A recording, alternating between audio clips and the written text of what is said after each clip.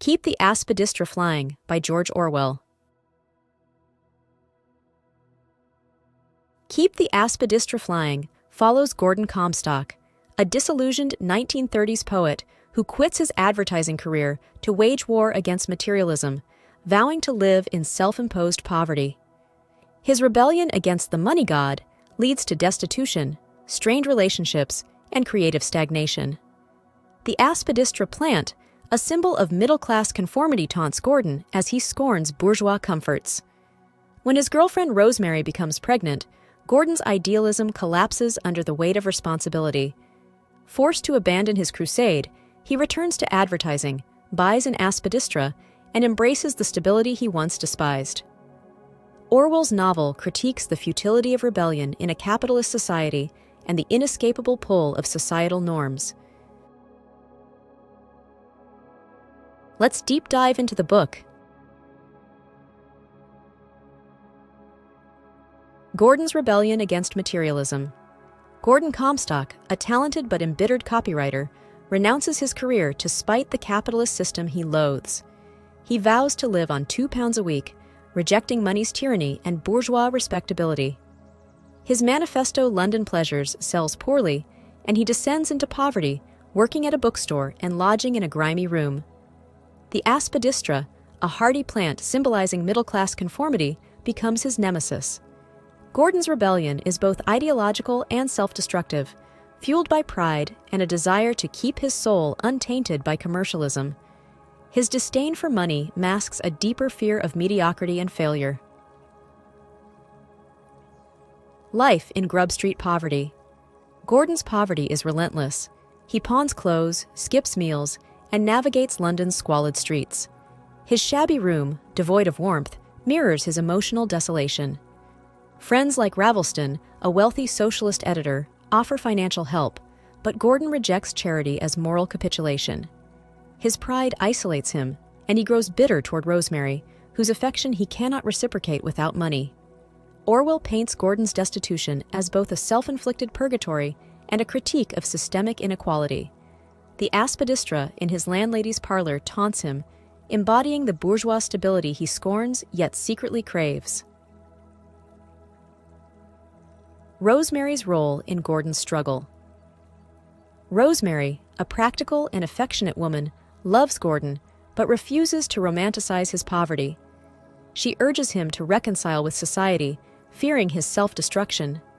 Their relationship is strained by Gordon's refusal to marry without money and his insistence on ideological purity. When Rosemary becomes pregnant, Gordon's rebellion collapses. Faced with responsibility, he realizes his hatred of money has harmed those he loves. Rosemary's pragmatism contrasts with Gordon's idealism, grounding the novel's tension between personal integrity and societal demands. Her pregnancy becomes the catalyst for Gordon's reluctant return to the money world. The Aspidistra as symbol of conformity. The Aspidistra, a ubiquitous middle-class houseplant, symbolizes everything Gordon despises: conformity, domesticity, and the soul-crushing money god. Its resilience mirrors bourgeois complacency, thriving in stifling environments. Gordon's lodgings mockingly lack the plant, yet its presence in every respectable home haunts him. When he finally accepts a job to support Rosemary and their child, he buys an Aspidistra, signaling his surrender to societal norms. Orwell uses the plant as a metaphor for the inescapable pull of materialism and the futility of Gordon's rebellion, suggesting that purity cannot coexist with human needs. Ravelston's socialist irony. Ravelston, Gordon's wealthy friend and editor of Antichrist, a socialist paper, embodies the hypocrisy of intellectual radicalism. He romanticizes poverty while enjoying inherited wealth, funding Gordon's poetry without understanding his suffering. Ravelston's condescending charity irritates Gordon, exposing the disconnect between socialist theory and praxis. His relationship with Hermione, a frivolous socialite, further underscores his detachment from real struggle. Ravelston's character critiques armchair socialism, highlighting Orwell's disdain for privileged reformers who fetishize poverty without enduring its indignities. His failure to aid Gordon meaningfully reinforces the novel's theme of ideological futility. The failure of artistic integrity. Gordon's poetry collection. Mice sells only 153 copies, crushing his artistic ambitions. His publisher's indifference and the public's apathy toward his work expose the futility of resisting commercialism. Gordon realizes that art, too, is commodified. Even rebellion becomes a marketable pose. His creative paralysis deepens his self-loathing, as he cannot reconcile his ideals with the need to survive. Orwell critiques the myth of the starving artist, suggesting that poverty stifles creativity rather than ennobling it. Gordon's abandoned manuscript, London Pleasures, becomes a relic of his defeated idealism. The pivotal night in the countryside. Gordon and Rosemary's countryside outing marks a turning point. Broke and desperate, Gordon attempts to seduce Rosemary, but fails, humiliated by his poverty. The episode strips away his romantic delusions, revealing the cruelty of his self-imposed exile. Rosemary's refusal to marry him without financial stability forces Gordon to confront his hypocrisy. The rural setting, initially a respite from grimy London, becomes a mirror of his barren existence. This moment crystallizes Gordon's realization that love and responsibility cannot coexist with ideological purity, foreshadowing his eventual capitulation to societal norms. The pregnancy and moral crisis. Rosemary's pregnancy shatters Gordon's rebellion. Faced with impending fatherhood, he acknowledges the selfishness of his ideals. His hatred of money clashes with the need to provide, exposing the impracticality of his crusade. A drunken rage in a pub where he squanders a small windfall symbolizes his self-destructive spiral. Rosemary's quiet resolve and refusal to abort the child force Gordon to choose between continued defiance and familial duty. This crisis underscores Orwell's argument that abstract ideals often crumble under the weight of human relationships and biological imperatives. Return to the advertising world. Gordon swallows his pride and returns to the New Albion advertising agency, accepting a stable income to support Rosemary and their child. His colleagues welcome him back without judgment, highlighting society's indifference to individual rebellion. The job's mundanity-crafting slogans for capitalist ventures symbolizes his defeat. Gordon buys an Aspidistra, embracing the bourgeois stability he once scorned. Orwell's bleak resolution suggests that societal structures inevitably co-opt dissent, reducing idealism to a youthful phase. Gordon's surrender is both tragic and pragmatic, reflecting the novel's ambivalence toward rebellion and conformity. The Aspidistra's triumph. The novel closes with Gordon and Rosemary in a modest flat, the Aspidistra prominently displayed. Gordon's rebellion has ended. He accepts his role as provider and conformist. The plant, now a symbol of resigned acceptance, thrives in their home. Orwell's irony is biting. Gordon's flight from materialism only circles back to it, proving the Aspidistra's indomitable presence. The ending critiques the futility of individual revolt in a capitalist system, suggesting that survival necessitates compromise. Gordon's flying ends not in freedom, but in a grounded, suffocating domesticity, underscoring Orwell's pessimism about escaping societal constraints. Let's meet together the main characters of the book. Gordon Comstock, the embittered protagonist, is a struggling poet who renounces his advertising career to reject societal materialism. His self-imposed poverty stems from a loathing of the money god and bourgeois complacency, yet his pride and hypocrisy undermine his rebellion. Gordon's intellectual arrogance masks deep insecurity, and his creative paralysis reflects his internal conflict between idealism and survival. When Rosemary's pregnancy forces him to confront responsibility, he abandons his crusade, returning to advertising and embracing the conformity he once scorned. Gordon's arc embodies Orwell's critique of feudal idealism, illustrating how economic necessity and human frailty erode puritanical dissent.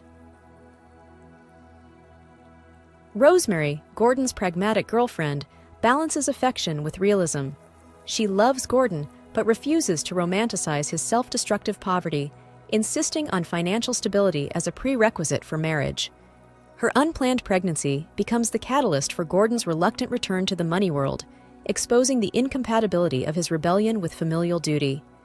Rosemary's grounded resilience contrasts with Gordon's volatility, symbolizing the moral complexity of survival in a materialistic society. Her loyalty and quiet strength underscore Orwell's argument that love and responsibility often demand compromise, even at the cost of ideological purity. Ravelston, Gordon's wealthy socialist friend, edits Antichrist, a radical paper funded by his inherited wealth. His romanticized view of poverty and patronizing charity highlight the hypocrisy of armchair radicalism. While genuinely sympathetic, Ravelston's detachment from real hardship epitomized by his affair with the frivolous Hermione exposes the bourgeois co-option of socialist ideals. His inability to grasp Gordon's despair underscores Orwell's critique of privileged reformers. Ravelston's character serves as a foil to Gordon, illustrating how class privilege dilutes revolutionary fervor into mere intellectual posturing. Julia Comstock, Gordon's self-sacrificing sister, embodies the dutiful conformity he rebels against. A spinster trapped caring for their ailing mother, she represents the stifling middle-class existence Gordon flees. Her resigned acceptance of societal expectations, marked by financial struggle and emotional isolation, contrasts with Gordon's fiery defiance. Julia's quiet suffering critiques the limited agency of women in a patriarchal, class-bound society. Her character underscores the personal costs of societal norms, offering a poignant counterpoint to Gordon's privileged male rebellion. Orwell uses Julia to highlight the gendered dimensions of oppression and the silent endurance it demands. The Aspidistra, a hardy houseplant, functions as a silent antagonist symbolizing middle-class conformity. Gordon despises its ubiquity in respectable homes, seeing it as a metaphor for soul-crushing domesticity. Yet its eventual presence in his own flat signals his surrender to societal norms. The plant's resilience mirrors bourgeois complacency, thriving in stifling conditions. Orwell weaponizes the Aspidistra to critique the inescapability of materialism. Gordon's rebellion flies only to circle back, grounded by the plant's symbolic weight. It represents the futility of purity in a world where survival necessitates compromise. Let's explore together the main themes and concepts of the book. Rebellion versus conformity. Gordon's revolt against materialism and bourgeois values forms the novel's core conflict. His rejection of a stable job, disdain for money, and embrace of poverty are acts of defiance against a capitalist society. However, his idealism proves unsustainable, collapsing under practical needs like love and fatherhood. Orwell juxtaposes Gordon's rebellion with Rosemary's pragmatism and Ravelston's hypocritical socialism, arguing that pure dissent is untenable in a world governed by economic necessity. The Aspidistra's triumph symbolizes the inevitability of conformity, suggesting that societal structures absorb and neutralize individual resistance. The tyranny of money. Money dominates every aspect of Gordon's life, dictating his relationships, self-worth, and choices. His hatred of the money god drives his poverty, yet he cannot escape its influence. Even Rosemary's love is strained by financial insecurity. Orwell portrays money as an inescapable force, corrupting art, love, and integrity. Gordon's eventual return to advertising underscores money's tyrannical power. To survive, one must participate in the system. The novel critiques capitalism's dehumanizing effects while acknowledging its inescapability, reflecting Orwell's ambivalence toward economic systems. The futility of artistic integrity. Gordon's poetic ambitions clash with commercial realities, exposing the futility of artistic purity in a capitalist society. His unpublished poems and abandoned manuscripts symbolize the impossibility of creating art untouched by market forces. Orwell suggests that poverty stifles creativity rather than inspiring it, as Gordon's destitution leaves him too demoralized to write. The failure of Mice and London Pleasures underscores the novel's bleak view of art's role in a money-driven world where even rebellion becomes a commodified pose. Class and hypocrisy. Class tensions permeate the novel, from Gordon's resentment of bourgeois complacency to Ravelston's patronizing socialism. Gordon's poverty alienates him from his middle-class origins, yet he cannot fully embrace working-class solidarity. Ravelston's wealth allows him to romanticize poverty without enduring its hardships, highlighting the hypocrisy of intellectual radicals. Orwell critiques both the middle class's materialism and the upper class's performative activism, arguing that class divisions perpetuate systemic inequality and moral bankruptcy. The Aspidistra as metaphor. The Aspidistra symbolizes middle-class conformity, resilience, and the inevitability of societal absorption. Gordon's hatred of the plant reflects his disdain for bourgeois values, yet its eventual presence in his home signifies his surrender. Orwell uses the Aspidistra to critique the futility of rebellion. Just as the plant thrives in stifling conditions, societal norms persist despite individual dissent. The metaphor underscores the novel's central tension between idealism and pragmatism, suggesting that survival requires compromise with systems one despises. Let's talk about the author. George Orwell, born Eric Arthur Blair, was a British novelist, essayist, and critic renowned for his lucid prose and social commentary. Works like 1984 and Animal Farm critique totalitarianism, while his earlier novels, including Keep the Aspidistra Flying, 1936, explore poverty and class. Drawing from his experiences in poverty and disdain for capitalism, Orwell's writing blends autobiographical elements with political critique. A staunch advocate for democratic socialism, he exposed hypocrisy and injustice across ideologies. Aspidistra reflects his ambivalence toward rebellion and conformity, themes central to his legacy as a moral and literary icon. Sincere thanks for watching. If you found this summary helpful, consider taking a moment to hit the subscribe button, like or share the video. If you have any feedbacks or book requests, make sure to leave a comment. Regardless, I wish you a great day.